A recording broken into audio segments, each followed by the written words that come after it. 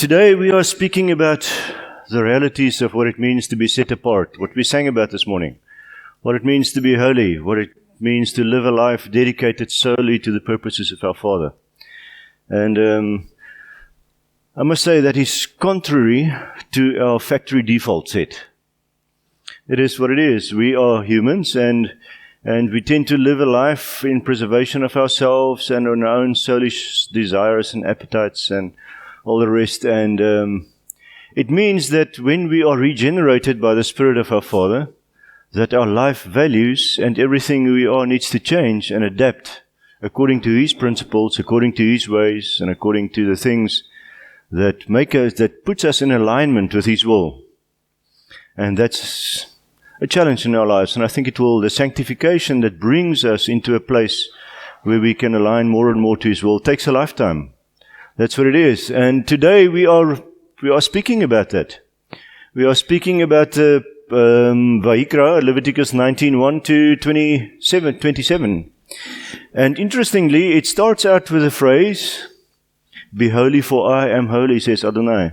And in verse 26, just about, it ends with, "Be holy, for I am holy," says Adonai. So everything that we are reading about today and that is included in this text is what it means for us in the perfect state to live out a testimony of being set apart for our Father. What it means for a congregation, a community, and a nation. If we live out these practices and principles that our Father states here, we will live a life that He has got in mind for us. We've seen a bit of this previously in the Torah portion, Mishpatim. Do you remember? It is just after Yethro, after Exodus 20. From 21 to 24, it says how a community functions together so that peace will reign in our midst. And today again, we are speaking about the code of set apartness, the code of holiness. So I was just thinking, if in the Hebrew language, how do we greet one another? If we well, that's shalom, that's the abbreviated form, but it actually says ma shlomcha. It's how is your peace? So if I meet you, I come to you and I say ma shlomcha, how is your peace? Because if we walk in obedience to our Father, if we approach the throne like Christy read this morning with a pure heart and clean hands, or is it the other way around, then our peace is restored and our peace is good. And we've got the wholeness. Shabbat Shalom, may you experience the fullness and the wholeness of what it means to dwell together in the presence of the Father on this day. That's what it means. So as we go along, we must remember that this Torah portion, this parasha Kedoshim from 19:1, is not isolated from the rest of Vayikra. Because remember the trend of Vayikra, where did it start? In Vayikra 1, it spoke about parasha Vayikra, where it says, inviting the whole congregation to bring the offerings, the korbanot, the offerings, so that we can worship the Father together and that we can stand in His midst and that we can be a community that is centered in what He wants us to be and where we are at. And then in the next portion, Tzav, it speaks about the priesthood that receives those gifts and offerings. And what do they do? What's the protocols that they deal with it? And how do they facilitate the worship that Israel brings? And then we go on into the consecration of the priesthood, and then we've got the unhappy incident with Nadav and Abihu. And then it is as if the text of the Torah takes one step back and says, what we saw in the consecration of the priesthood, that was the climax. That was supposed to be the climax of our experience in the walk in the wilderness. But there's a problem. So then it starts in Leviticus 11. That is interesting, isn't it? So sometimes I'm speaking in tongues. That's how it is. So it is. So in Leviticus 11, it goes back to what it means, the way that we deal every day. What do we eat? What does it mean to have a lifestyle that is pleasing to the Father in the minute little things, even in what we eat? So how do we worship the Father in that? In the next goes into tzara'at. What is, if we are speaking ill of one another, what's going to happen in our midst, and how do we get purified from that? And it progresses in all sort of activities among the community. up to last week, where we got to the parasha Kedoshim, where we are ready and restored as a community. The last week's portion is called Achremot, after the death of what happened in Leviticus 10 of Nadav and Abihu. And it says now, after the death, after everything has happened, I've shown you a way back into my presence. Now's the Day of Atonement, Leviticus 16, where the most set apart person in the congregation comes and he presents himself before the throne, presents himself before the Father. And so Leviticus 16 speaks about the most set apart person in the congregation of Israel going into the most set apart place of the tabernacle on the most set apart day, Yom Kippur. Okay, that's what it's about. That's what Parashat Kedoshim is. But in 19, it comes back to not only this most set apart person, but it comes back to you and I. How do we deal to be set apart, most set apart before the Father? It's not about only the most set apart place, but it speaks about every area of conduct of our business, in our daily lives. That's what it is. And it is not only one day of the year on Yom Kippurim, it is every day. How do we celebrate our Father's goodness and His presence in our midst? And how do we facilitate His presence in our midst every day? Because remember, in Leviticus 19:2, it says, "Speak to all the congregation of the children of Israel and say to them, be set apart from I, Adonai, your Elohim. I am set apart." Okay, so, you know what that does? What was the experience? Where was the Father's manifested presence? Right in their midst, in the middle of the camp. So, if they conducted a lifestyle that was unjust and not according to His ways and in rebellion to Him, what would happen? Justice immediately, because they are profaning His name and His presence among them. But you know what happens in the New Testament, and this can be a perspective, but it's a problem, because it says the perception is created to say, follow peace with all men and holiness without no man shall see the Lord. What is the tense there? What is the tense? Shall see the Lord. It's future tense. So what is the expectation is that if you don't live a lifestyle according to His ways and according to our Father's His will for our lives, what will happen is we will not see the Lord when we die. Okay, that could be the perception, but it's a wrong perception. Because we are not, our lives shouldn't be looking forward to the day in the sweet by and by. It is, every day has got the focus of having the presence of our Father in the congregation, having His presence in my midst, with me. And if I don't live a lifestyle that is pleasing to Him, if I live a sinful lifestyle, if I live in a way that displeases Him, I will push away His presence from my existence. So, James says that faith without works is dead.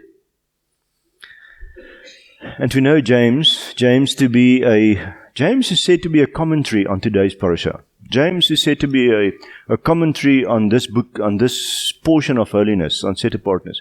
And if you follow his writings, you could see that he was known as James the Just, the brother of Messiah. James the Just, the Tzaddik. And he was set up in Jerusalem, and he was the leader and the head of the community, and he lived a lifestyle that were very following close to the ways and the principles that were set out here.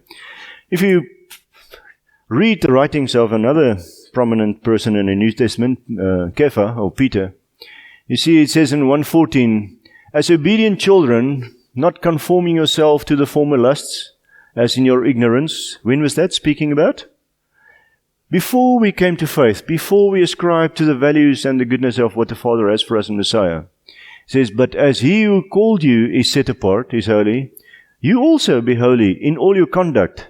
Remember, it is not the idea of that we could so easily derive from Hebrews that says, we can do your thing and you can grow into a lifestyle that reflects His glory. And remember, it will take your whole lives, and at the end, just if you are clean, then you will go into a existence with our Father. But it's different. It says, "He who has called you is holy, and also be in all of your conduct, because it is written, Be holy, for I am holy. Where is this written?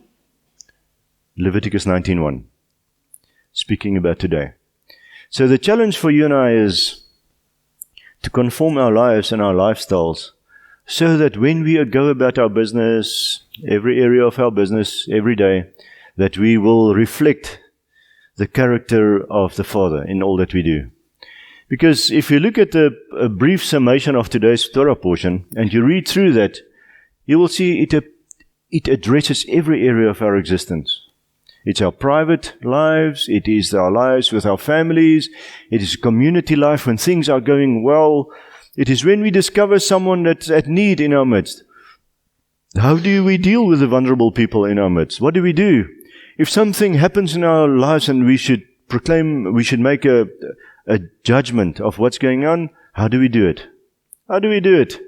In our political lives, in the lives of the country, how do we deal with it? This is the code of what it means to live in a community that is set apart for our Father. And if we can do that, we reflect the ultimate of what He has for us. So, 19 verse 18, and this is, remember when the Pharisees asked Messiah, what is the great two commandments? How did he respond? You shall love your Father with all of your heart and all of your mind and all of your being, and you love your neighbor as yourself. Remember, this is what he said. And the first portion, you shall love your Father and you shall love the Lord your God with all of your hearts and mind and souls, comes out of the Shema. Shema Yisrael, Adonai Eloheinu, Adonai Echad, v'ahavta et Yahweh Elohecha. You shall love the Lord your God with all of your heart and all of your heart, all of your mind and all of your soul. And this is where this comes from. So the second portion of his answer comes from Leviticus 19:18, and it says, do not take vengeance or bear a grudge against the children of your people, and you shall love your neighbor as yourself. That is what he answered. So, I was thinking that word grudge there. The word is natar, and I want to write it for you. It is the word natar, and it's a nun and that's the other form. Let me just write, as you will find it in the Torah scroll.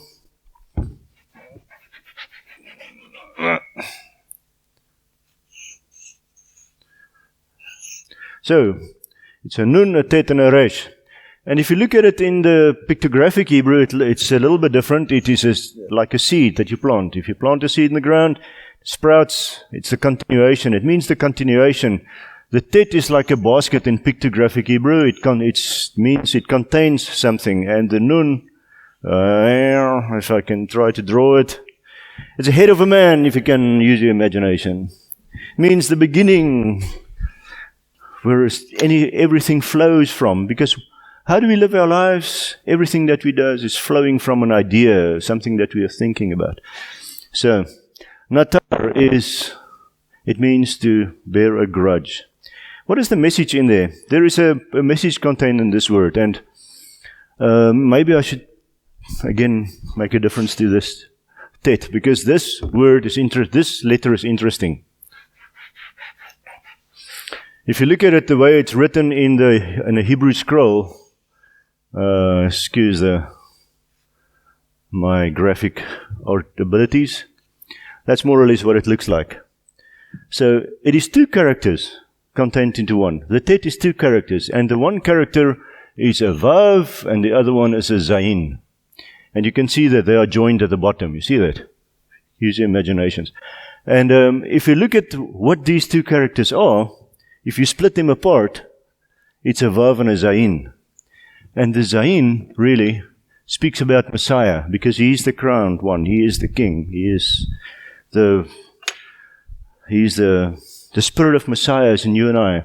And the vav on the right-hand side is man, you and I. Okay? So man and Messiah is joined together in the letter tet. But it's an interesting character, because if you think about it, the word, what word? Tahit. Tahit is really like that. Tahit is really mud. Sorry, am I too low? Too low. So, tahit is the word for mud. And what are you and I made of? Mud. So we are an animated mud ball. But I'm sorry, that was too low. Anyways, so the idea is that on a grave anciently, a grafkelder. What is that now in your English vernacular? And gravestone, maybe in our day. But tomb. Thank you. So, grave tomb. So, they would put a tet on there, denoting death. Alright, so, but the tet is really an inverse other character. If you look at this tet, it is another character that's made of a vav and a zayin. And if you join those two, what is it? It's a chet. It's a chet. So as tet speaks of death, chet speaks of life. So where do we find our life in a chet? From the zayin, that is man on the right hand side finds our life. In chet on the left hand side, in Messiah, that's how we find our life. And we are yoked with Messiah. Remember, we are yoked in the chet. Can you see a yoke there? But the tet is the inverse. We are joined at the bottom, not at the top. Man is joined through Messiah as well. But there's a text that I want you to read that can... Where is the text? Who can read it? Andries, kan ek julle vra om vir my een te lees, Romeine 8 vers 6 en 7 en Tannerina 2 Korintiërs 10 vers 4 en 5. And then Ian, if you've got a scriptures, you can read Romans 8:13, please. So,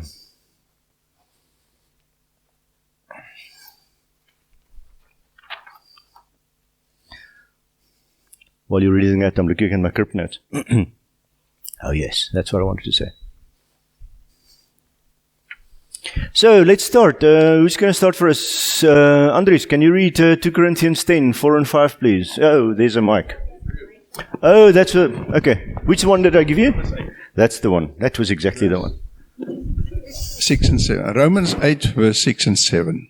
Sounds familiar. Having one's mind controlled by the old nature is death, but having one's mind controlled by the Spirit is life and shalom. Yes. For the mind controlled by the old nature is hostile to God, because it does not submit itself to God's Torah. Indeed, it cannot.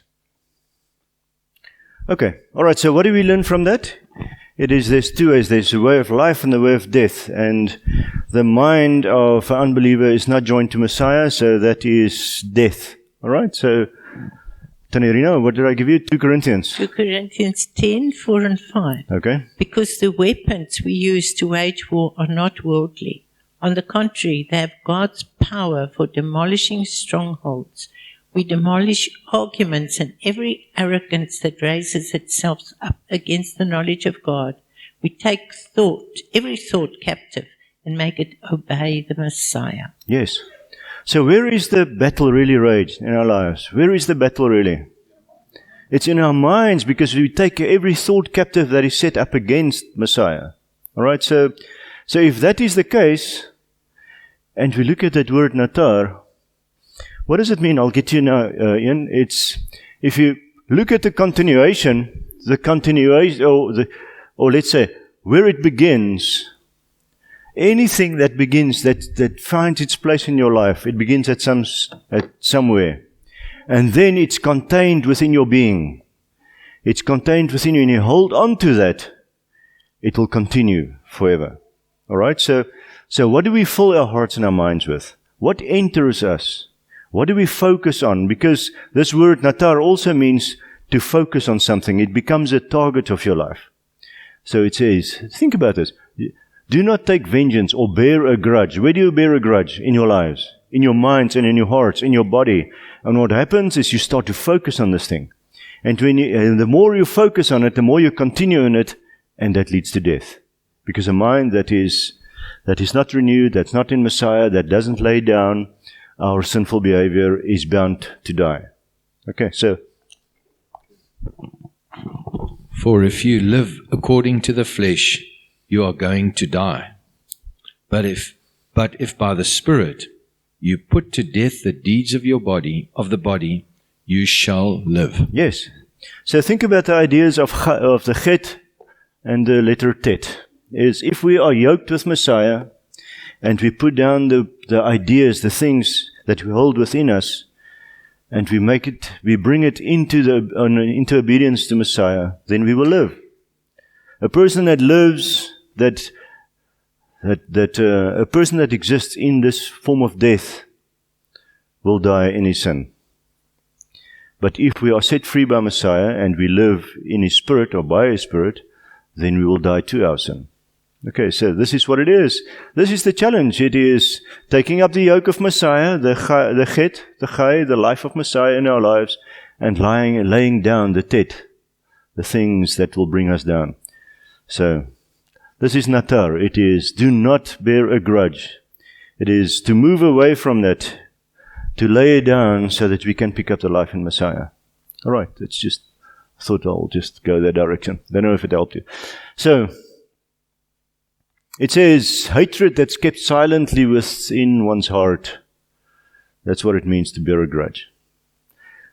It is even worse when you start speaking about it. Because remember, if you are bearing a grudge, what sort of a feeling or emotion do you have about a certain person? Negative. Everything is negative. So whatever you say about that person bounds to be negative. What did we see in the parasha from chapter 12, 13, 14 of Leviticus? Is if we give false witness, if we say things about other people that is negative and gossiping and that sort of deal, what will happen to you? Is you will develop a spiritual sickness that becomes evident on your flesh. It's called tzaraat, leprosy. So, the previous verse is verse 17. That's not a surprise. But what it says is, do not hate your brother in your heart. See, do not bear a grudge. Do not hate your brother in your heart, but reprove your neighbor for certain, and bear no sin because of him. So what do we do if you are in a relational problem with a person? Matthew 18 is the answer. You act according to the principles of Matthew 18. So first you approach your brother and try to find common ground. Restore the relationship. Get peace between us. If that doesn't work, what happens is you go to a friend. You go to a friend, a trusted friend, and we speak to the person, so that he becomes a mediator between us, trying to find common ground, to find shalom. If that doesn't work, what do we do? Matthew 18. So you go to one of the leadership of the community that you're in. And then we are trying to resolve the situation. It's intensifying who are involved, but the purpose is to find shalom, to get the grudge out of your heart, to bring shalom into the relationship. So this parasha Kedoshim is really summarized in Micah 6:8. What does Micah 6:8 says? There it is. It says, He has made it clear to you, mortal men, what is good and what Adonai is requiring from you. To do justly. It is, what is do justly? It's asot mishpat. What's that? Yes, that's what it is. First thing is to do justice. What is justice according to our Father's word? Well, read it in today's portion. Go and read it in Mishpatim, Exodus 21 to 24. So do justly. So if it is what is good and what is our Father requiring from us, is act according to His prescribed ways. To love mercy. Love mercy is, and the word there is chesed. Mercy is ahavat chesed. It is love, mercy. Is in our ways, as we are acting justly, as we are walking according to the prescribed ways of our Father, and someone opposes you, there's something going wrong in the relationship. How do we deal with this? In a way of just where justice is evident in our lifestyle? It's from the foundation of chesed, foundation of mercy. Where did the Father meet us in Messiah?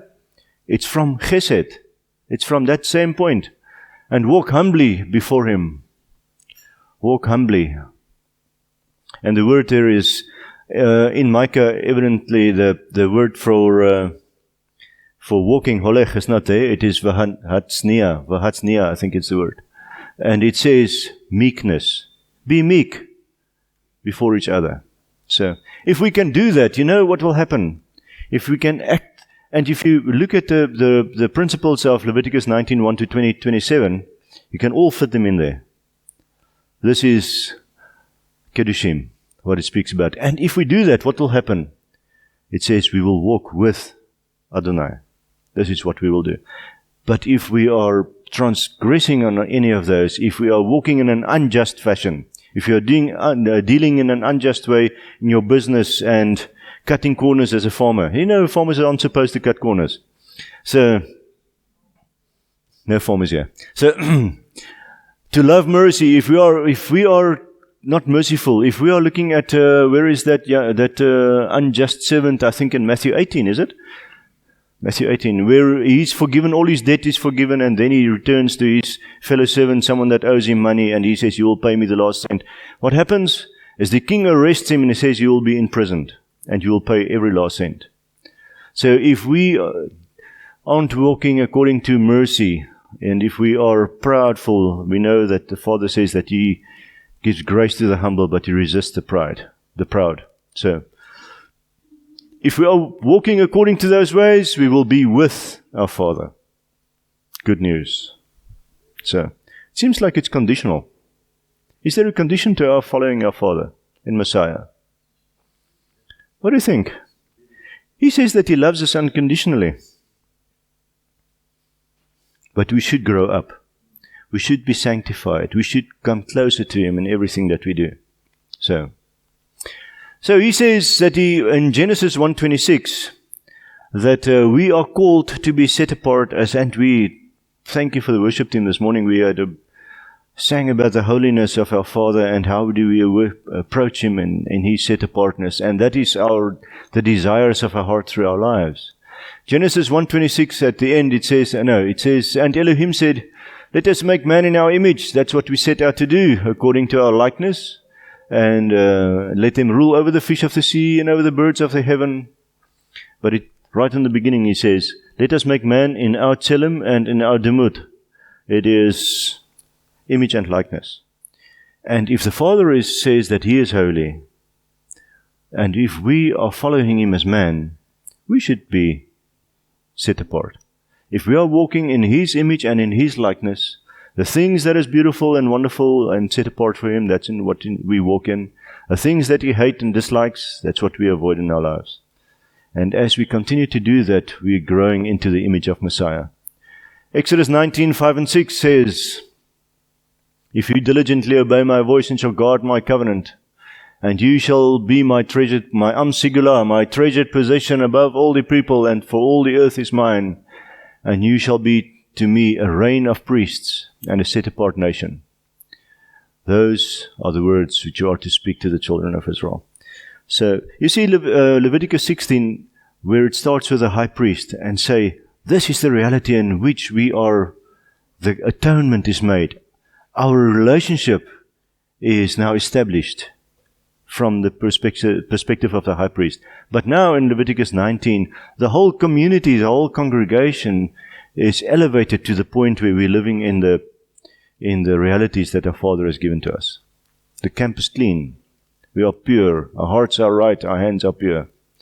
That's the perfect state in which we go to. So the religion or the area that Israel came out from in Egypt, they had priests and I almost said a pastor. It's not that. It's a pharaoh. A pharaoh that was set up in the image of God, in their God. And this is the difference between where we are at in our worship and our faith in Messiah and in our Father and where other religions are. There are one person or a couple of people that set up in the image of the God that they serve. And all the rest must now sort of wonder what is acceptable and not acceptable and follow them. But for us, the Father has set us apart that we all share in the dignity that He has set for us. And doesn't matter what class or color or culture or education we have, how wealthy or not wealthy you are. In the Father, He says that in terms of salvation, he says, neither slave or free man or Greek or Jew, they are all same in the eyes of the Father. All right. So, I must warn you, I've had 5 weeks to prepare.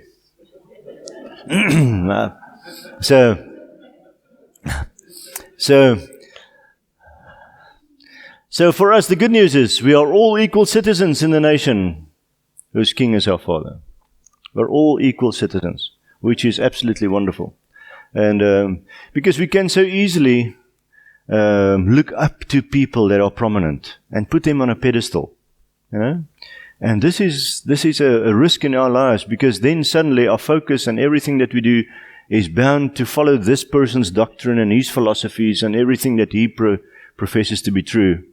But we are standing in a relationship with our Father. And we should search the scriptures for ourselves and see what it says, because we are disciples of Messiah. We are not disciples of anyone else. We are disciples of Messiah. And if anyone professes something to be true that's not found in Scripture, then we should correct one another, because we grow together. So in the musical that we had the other day, all the beautiful elements of the character of wholeness, of perfection, number 7, was shown, and I was just thinking a couple of those too. And if you've got some, just please add them. I was just thinking that man at number 6 is incomplete. We've got the value of number 6. It's incomplete. Number 7 is the character of wholeness. So if we want to be set apart as our Father is set apart, we need to elevate from our perspective of being where we are at to the values and the things that our Father has set before us.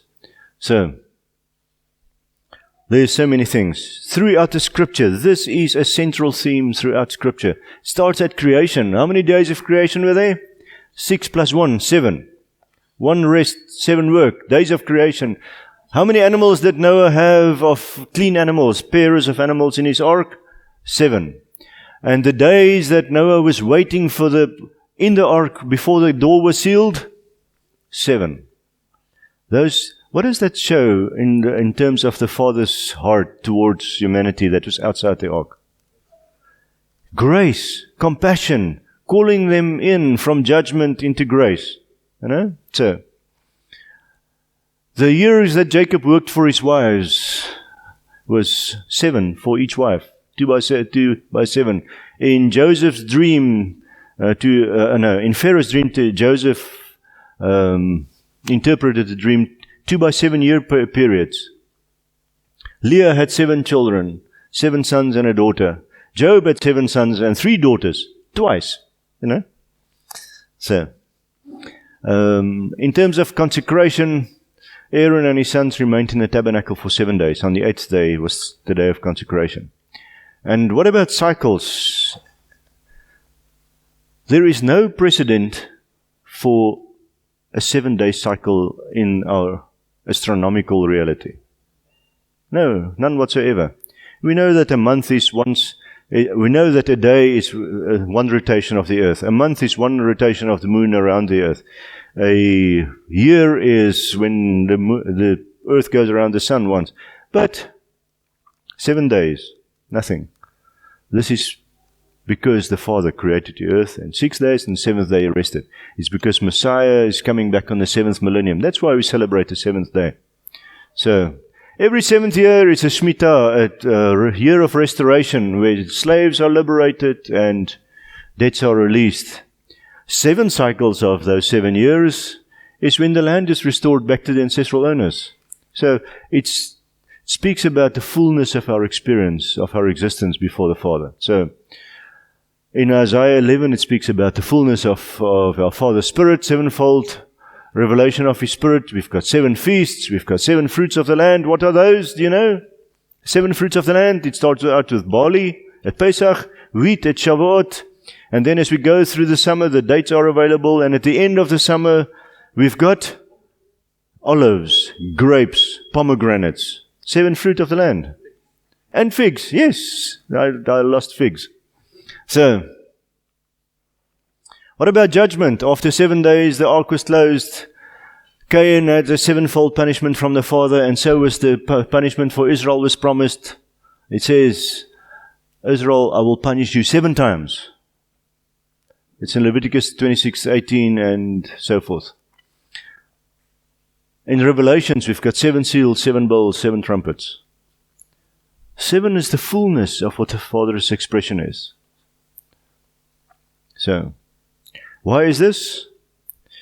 Because our Father is the creator of everything, and He has the right, not only the power, but the right to set limits to everything. He decides on the periods, on the ages. He decides on the length of the ages. He decides on if inequality exists. Then He says, after 6 years, in the 7th year, slaves will be released, debts released. After 7 cycles, 49 years, the 50th year, it will be a restoration of the lands. The children will not suffer for what the fathers has done. So, our Father's expression is the fullness of whatever we have, of what we can grow into. So, what about the glory of our fathers? Isaiah 6:3 says, they kept on calling to each other. Who's this? Who kept on calling?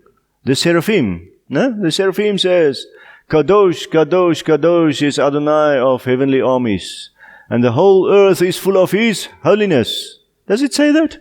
One expect it to be holiness, because if they are calling out for holy, holy, holy, one expects the whole earth to be filled with holiness. But it's filled with His glory. What happens if we are set apart and we are walking in holiness? What happens in our lives? What do we bring out? The glory of the Father is brought out in our lives. So, if we want to walk a walk of holiness and be known for people that are set apart, then we are aiming a little bit low. The glory of the Father should be revealed in whatever we do. This is where we are going. So, John Piper says, the glory of our Father is the infinite beauty and the greatness of His manifold perfections.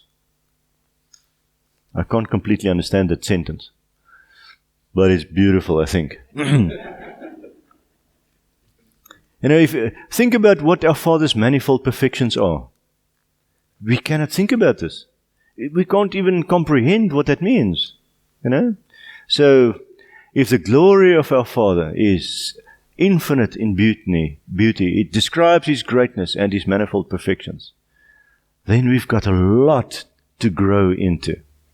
There's a lot that we can think about and wonder about, and if we continue in the holiness of our Father, if we walk in His ways, and if we walk in obedience and in link to Him in relationship through the Holy Spirit, through the Ruach, then the revelations of who He is manifold perfections, will be more visible and visible in our lives and through our lives. So, okay, so it happens to us to be set apart, to be holy, when we do this.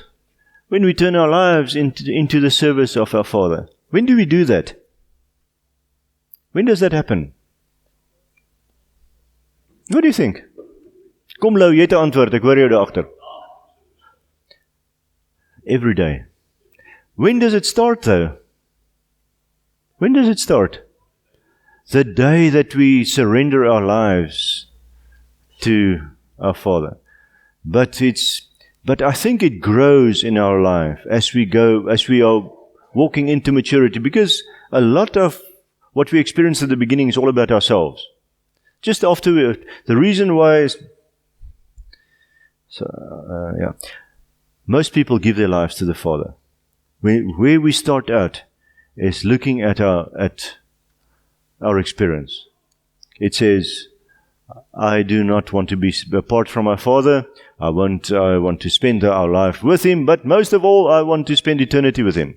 Okay? I think that's where most people start in their walk with our Father. But as we discover His goodness, His mercy, His grace, His beauty in our lives, more and more our focus becomes Him, and we want to live our lives here and now with Him. That's what it becomes about. So I think our service to our Father grows as we grow in our knowledge and with Him, and our relationship as it grows in Him. So, if this thing can advance, it'll be greater. So,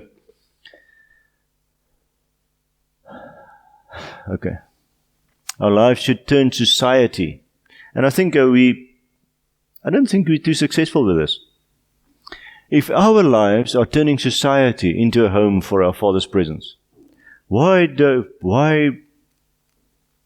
aren't we bursting out of our seams? You know? I think this is a problem. I think we are living our lives silently set apart for our Father. And maybe this is a problem.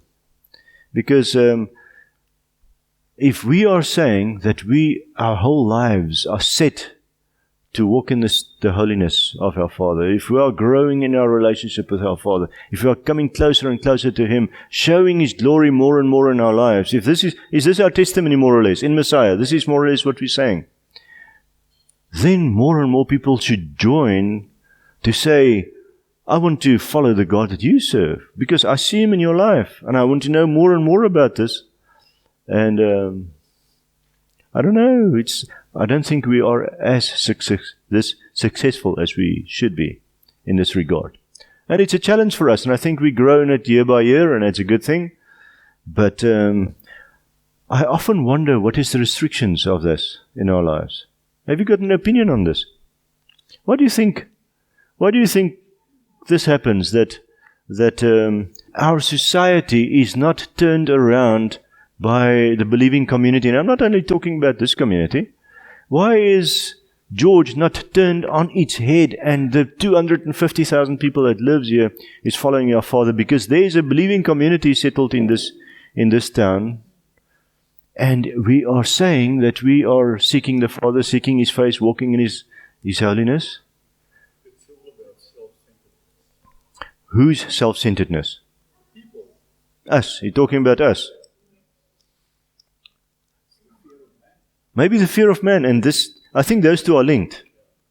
I think self-centeredness and fear of man is linked very closely. Because if I look at my own self-preservation, I won't declare things that I know I'm going to be exposed with, and then I just keep quiet. You know, so I know it's happening in my life. So I wonder if the disciples, the 12 apostles, if they had the same restrictions in their lives, what would the exposure to the good news of Messiah would be like today? I almost said amen to that, but I agree. Maybe we are too distracted. You know, maybe we are too distracted by our daily walk and our daily functioning that we don't focus on the things that's really important. So, but I agree with you, Alba. I think you're dead right. So, because through our lives, if we are living in the presence of the Father and we are focusing on His holiness and we say Kadosh, Kadosh, Kadosh every day, which we do and we should, people around us should get a glimpse of who our Father is. And if they do, it should create a hunger in them, and they should be stirred up to follow the God we serve, and then, you know. So. Okay, tradition in terms of not letting go where they are at. Yeah, okay.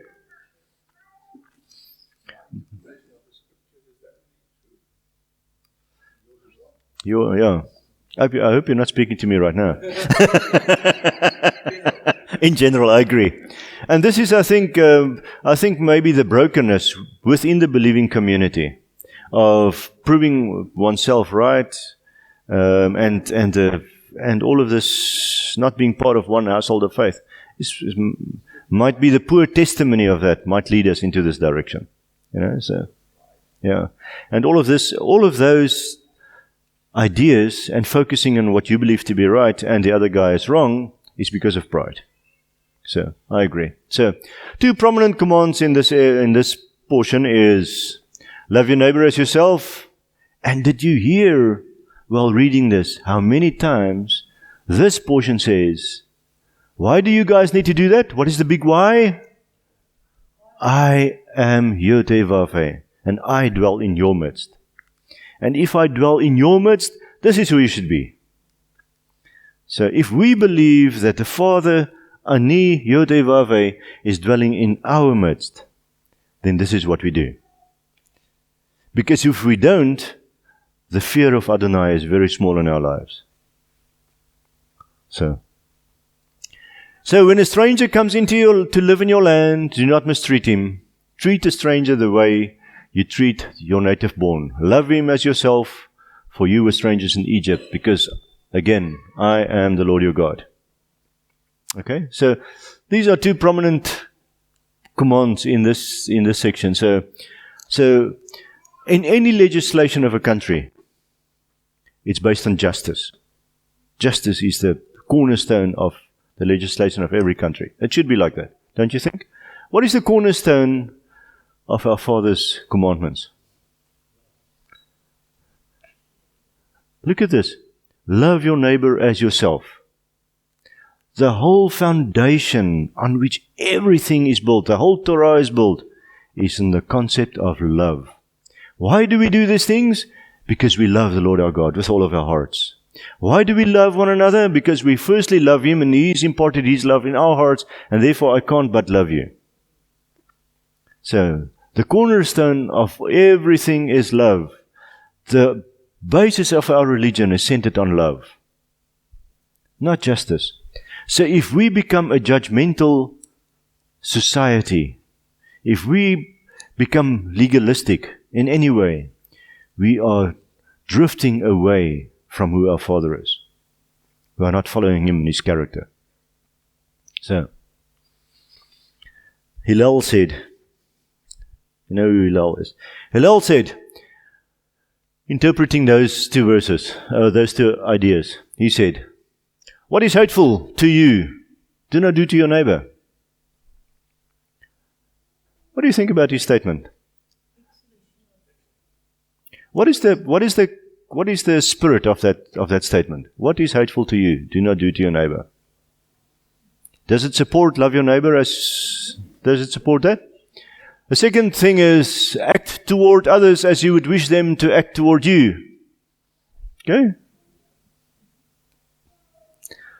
I don't think it's quite what the Torah says. Whoops, did I say? It says, the Torah doesn't say, be less hateful. Or it doesn't say, reward. It says, if I act kindly towards you, then you will act kindly towards me, and there is a certain expectation there. But what the word says is, love your neighbor regardless of what he does to you. And if that's sort of a community where I love anyone here and everyone here, not based on your response towards me, but because I love the Father, we will have a lot less hassles.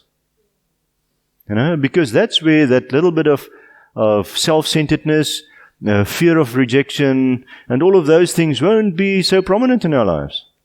You know, so remember the word says, Israel, I've got good news and I've got bad news. The good news is I'm going to save you from all of your tribulation. The rest of the news is it's not for your sake. It's not about you, but it's for my great name's sake, our Father says. You know? So it's always it's all about Him, about His name and His honor. Why is that the case? It seems like when I was a young man, I battled with these ideas. On the one hand, the Father says, you know, I resist the proud and I give grace to the humble. On the other hand, He says it's all about me. It sounds wrong, you know. But you know what? If we live out the beauty and the splendor of what the Father is, if everyone does this, and everyone worships His name, if everyone honors Him and bring glory to Him, what will happen with society and with humanity? It will be heaven on earth. That's what it would be like. So the Father says, it's not about you, it's about me. Because you know, when it's about me, He says, when it's about me, you will have an amazing time. So, Ezekiel says, therefore say unto the house of Israel, thus says Adonai Elohim, I do not do this for your sake, O house of Israel, but for my holy name's sake, which you have profaned among the heathen, whither you went. And when they profaned the name of the Father, what did it do to His name, His glory, and His testimony among the nations? It brought it down. It took the glory of the Father away among the nations. They were there because they sinned. So the nations laughed at them. And then actually to our Father, laughed at our Father as well. And I will sanctify my great name, which was profaned among the heathen, which you have profaned in the midst of them. And the heathen shall know that I am Adonai Elohim, and says our Lord God, when I shall be sanctified in you before their eyes. What was Moses' big problem with when the Father said on Mount Sinai, I am going to annihilate all of these guys, and I'm going to start over with you? What was the main problem that Moses had? What will the nations say about you, Father? What will they say about you? It's not about these guys. Burn them if you want. But the problem is, what will happen to your great name? You took them out of Egypt. It says you took them out of Egypt by great and mighty wonders, but you couldn't lead them into the Holy Land. You know?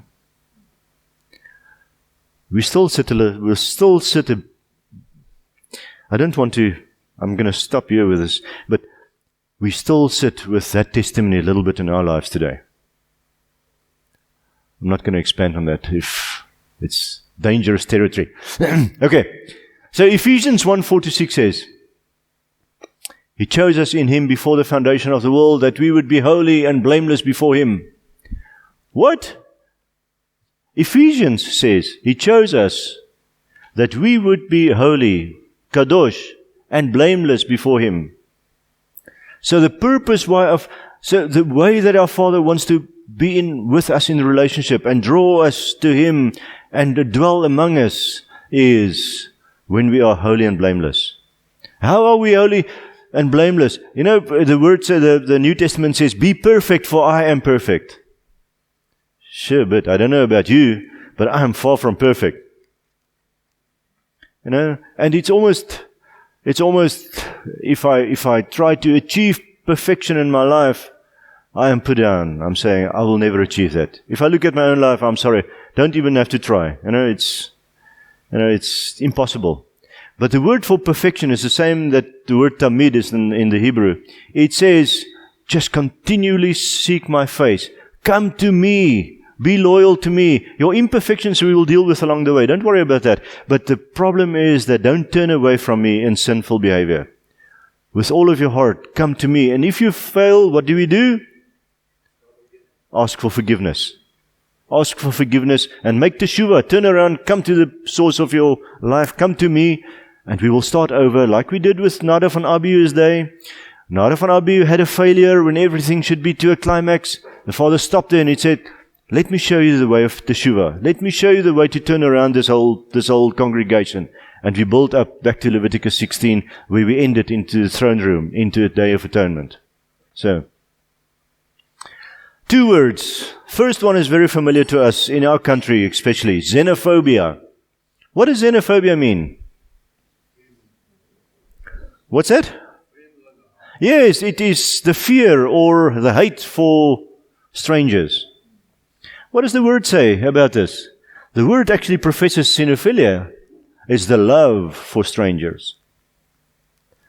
Our Father says, you shall love your neighbor. Actually, 36 times it says, you shall love your neighbor. So, why is that the case? Because we are strangers. They were strangers in Egypt. We are still strangers in Egypt, by the way. So, and because in a time that you find yourself in a difficult spot, the Father reached out to you and redeemed you from that land. Don't think He can't do it to anyone else. Romans 5:8 says, while you still hated me and you were my enemies, I redeemed you. What is the reason that He can't do it to anyone else? If we just live in the set-apartness of the Father and show His glory to the people that is lost around us, they will come to Him as well. So, in this case, where He says, love your neighbor, it's not about justice. It is not it's not the core reason why He calls us to love our Father and love our neighbor. It's not for the sake of justice. It is for the sake of love. It is for the sake of a relationship and restoration in the face of our Father. So, here it is about justice. In Exodus 22:20, it says, "You shall not wrong a stranger or oppress him." The moment that the way that we deal with a stranger is shown, you shall not wrong him or you shall not oppress him, then it is to act justly. But the reason we do that is for the reason of love. So Leviticus 19 is about order and limits and boundaries. This is what, if you read through Leviticus 19, you will see our whole lives are structured. The Father has got ways to function in the midst of a family, when you are private, in a family, in a congregation, in a nation. In times of goodness and in times of adversity, the Father says what it should look like when we love Him. So it's, where did we see this the first time? Where did we see the Father coming to set boundaries and creating order and establish boundaries for physical existence? In Genesis 1, the Father created an environment for us to live in, that we can worship Him, that we can bring Him glory, that we can live a life of holiness. And He started with the works of creation. So if that is what the Father did, in our moral lifestyles, in our political existence, and even on our farming practices, how we deal with one another, all of that is found to be in order. We must do this in a certain order, because if we do so, there's harmony. All right? So the moment that order is violated, then we see the world where it is today. Chaos. So the moment we turn away from our Father and we continue on that ways, we will find the world to be in chaos. And we are responsible for that. But when the order is observed, then we become co-creators with our Father of the shalom and the harmony that should exist between men.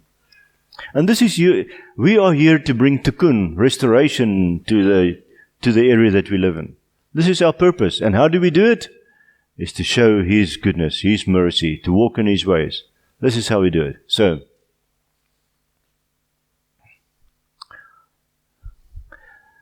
when our Father started out, He gave us, the sages, when they are asked, what is the cornerstone? Where is all the ideas of the word found? It's between Genesis 1 and 4. All of the ideas of the good news of Messiah and everything else is found in that couple of scriptures, and they say all the rest is commentary. All right. So if we can follow the Father's example in those couple of chapters and focus on what He has done, then we will bring order to the chaos that's around us. We will not add to the chaos, because you know how easily it happens in a conversation. Someone comes with a specific opinion from the right, and our expression and our existence is more to the left, and then we miss each other. And our relationship is under stress. But we spoke about it this morning. What happens is, usually there are two opinions between two people. It could be three. I'm not sure how that'll work. But anyways, two opinions. But we should always have the opinion of the kingdom. And the moment that we are fixated on the opinion of the right and the opinion of the left, we will veer off course in our ways of the kingdom. Our opinion should always be the opinion of the kingdom. And if people want to press us into a corner, then we should think about the motivation for that. But our opinions, doesn't matter what it is, should be kingdom focused. That's what it is. So let's go to Hebrews 12:14. Hebrews 12:14 says, "Strive for peace with everyone, and for the set-apartness without which no one will see Adonai." So when is that last phrase included? Without which no one will see Adonai. Because this can be easily misinterpreted, as I said before. Strive for peace with everyone, for the holiness, and for the holiness, because without it, no one will see Him. We can easily make that for the time to come. But remember, the people around us should see the presence of the Father within you right now. That's what it's about. It's living a life here on earth, and the reward is afterwards. That's fine. But our focus is life on earth right here, right now. So we should strive for peace with everyone and for set apartness, because that is the way that people interpret your life in times of difficulty. If the world is going through chaos, what should our lives be? It should be a life of holiness and a life of set apartness and the peace of the Father that is ruling in our lives. That's what it's about. So, when Paul says, if you live according to the flesh, you will die, he's not saying it to unbelievers. Remember, this is the problem. When he says, if you live according to the flesh, you will die, he is saying it to you and I. If we heard the message of the good news and Messiah before, and we have continued it for some years, but we make a turn, we make a right turn, and we continue in the life of the flesh, then the reality of our relationship with our Father becomes dormant. So, it's not only to the world, this message is primarily to you and I. So if we are seeking His face, it should be to get to know Him, to honor Him, to show our love and devotion to Him, so that the core of this is so that He can shine His face through me. Remember Numbers 6, 25, 26, where the blessing of the Aaronic, the priestly blessing is we must make that personal to us. So, if you come into relationship with someone, then the face of the Father should shine through you to the person next to you, so that they experience His presence and His closeness through relationship with you. They experienced it in the days of Moses. When Peter walked past guys lying in the city that had problems, the presence of the Father was so prominent in his life that it manifested in their healing. So, we've got some ways to go. Matthew 5:16 says, let your light so shine before men that they may see your good works and glorify your Father which is in heaven. Which works are those? It's the works that we are reading about today. It's those works. Whoever serves, let him do so as one who serves by the strength that our Father supplies. And this is the problem, is if we want to do this works, the works of holiness, the works that our Father has given us, through our own strength, through our own interpretation, through our own energy, we are going to fail. We can only do them when we've got a relational connection to the Father and His Spirit is functioning through us. Then it will be life. So, in the strength that our Father supplies, so that in order that everything, our Father may be glorified in everything that we do through our Messiah. So, Paul says, I will not venture to speak of anything except what Messiah has accomplished through me. If you're reading the news these days, it's sort of difficult to keep up with that. Speak of anything. You know, if we meet one another in the street, what do we speak about? We speak about mainly things that's happening in the news, you know. Paul says, I will not be distracted by those things. I will not venture to speak of anything except what Messiah has accomplished through me. So how do we move from chaos to order? How do we do this? How is it accomplished? How do we do this?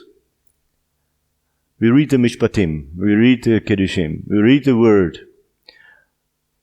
I've got this mental picture of every one of us has got a GPS.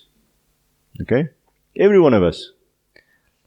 The problem is we have the device. We've got a GPS. We've got an internal GPS. But think about the GPS on your phone. It will give you a physical picture. There are maps loaded on your GPS, on your phone. There must be a map. What is the map that we walk in our spiritual lives according to? What is the map? It's the Scriptures.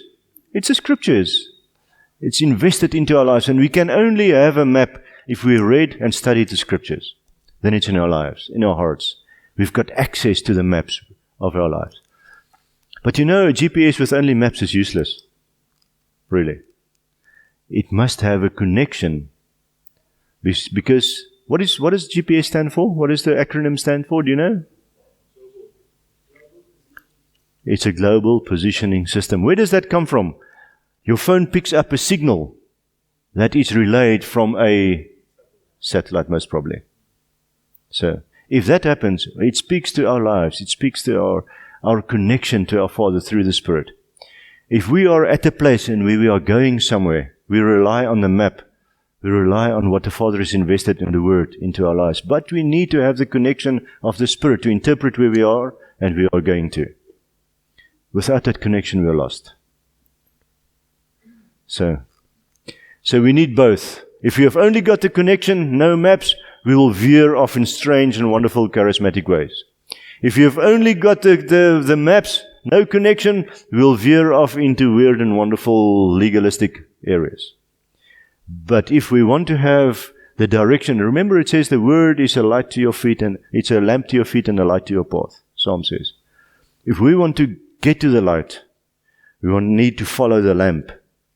And we can only follow the lamp if we've got a connection to our Father through His Spirit. So you and I, my friends, we are the custodians of this order. Through our lives, through our words, through our actions, we should achieve tikkun olam. This world must be restored. Because His Father has invested His Spirit in your life and my life, and as we walk through this life, we should bring order, not chaos. And unfortunately, because we're influenced by the world, we're influenced by the news, we're influenced by all sorts of things, sometimes we add to the chaos. But then we can go back and we can say, I'm sorry. Let's correct this. I have become lost. My GPS was malfunctioning. I tuned into another GPS satellite system, which was a problem. So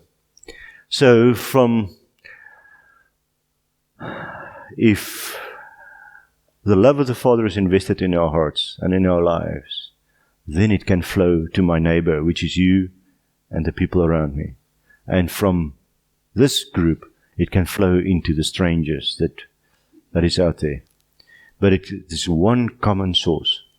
It's the love of the Father should be invested in my life and in your lives, so that we can live according to these truths in Mishpatim and in Kedoshim, to guide us into serving one another and to show Him to be great and wonderful. So never allow resentment and envy and the desire for vengeance. What does it sound like? It sounds like natar. It sounds like that word. Never allow resentment and envy and the desire for vengeance and destruction to suffocate love. And those things, if I talk about a grudge, you can sort of say, no, the grudge is far from me, I hope.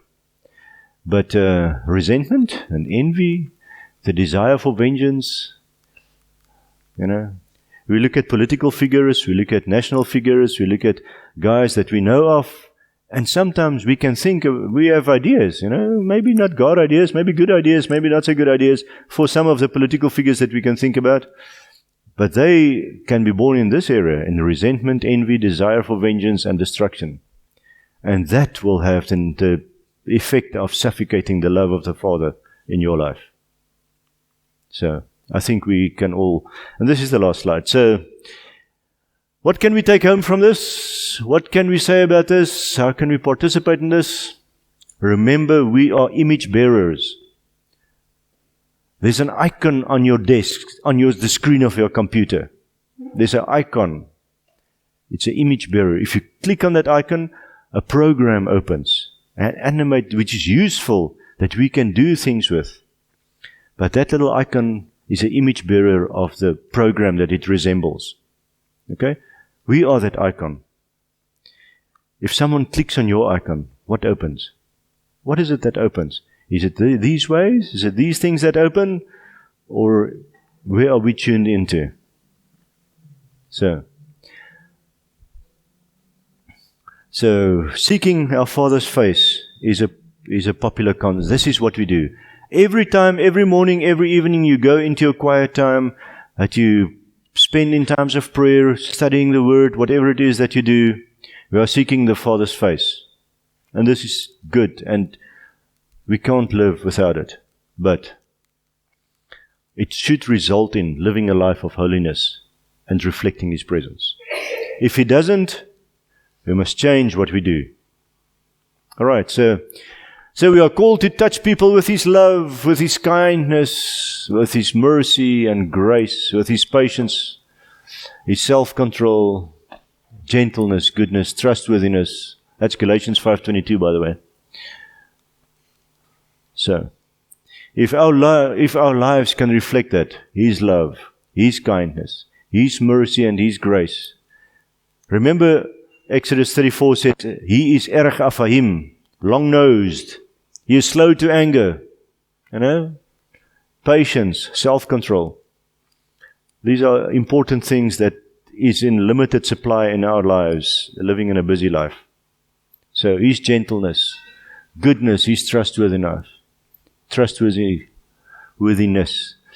To leave people you touched with the presence of His peace and His joy. So, if we are in a group discussion, if we are among friends, ask yourself this question when you leave. You touch them with something. What do you leave behind? Is it the presence of the Father? Is it His shalom, His joy? Or what is it that we have left behind? You know? So, this portion of Kedoshim is very important and a very big topic of scriptures. And I think it's way back there in Leviticus, but it should be close to our hearts, because this is the ultimate state in which any believer should live his life in. Close to our Father, walking in His ways. It's a challenge to you and I in every portion of our existence to embrace these things. We can only do so with our Father's leading in His Spirit. Is there anything you'd like to say or add? You've been very quiet. Sorry, I didn't really give you a chance or opportunity. Low. Yeah. Yes. If you leave someone's presence, if you leave a conversation, and if you go away from this, you'll probably not remember anything that's been spoken. But what was the spirit in which we gathered? What does it leave behind in your heart? This is the thing. If you have any experience, then think of an experience way back when. If there was emotion attached to it, if there is something happened in your life and emotion is attached to it, you can easily refer back to that situation. Knowledge only doesn't say anything. So if you approach someone with a doctrinal truth, you might not remember a word that you said. But it is the atmosphere of the discussion and the spirit it was done in that is left behind. So, Father, we're so dependent on You and Your Spirit. Father, help us and lead us and guide us through these days so that we can resemble Your character, the character of Your Son. Help us, Father, to live a life that people can see You in our lives, in what we say, in what we do, and how we walk. Help us, Father, not to be actors. Help us not to be actors in professing something that is not true in our lives. But help us and change our lives. Help us to be transformed into the image of Your Son, so that it is natural for us to act justly. That it's natural, that it's our nature to love mercy. Father, that we will not be judgmental, that we will not be hard and harsh in our lives, but that we will be merciful to one another. And above all else, Father, help us to be humble and to submit to Your ways in everything that we do, and to walk in a life of obedience, Father. We thank You for Your word. Thank You that it guides us into all truth. And we thank You for Your Spirit that You've invested in our lives, Father, that we can trust on to lead us into all truth.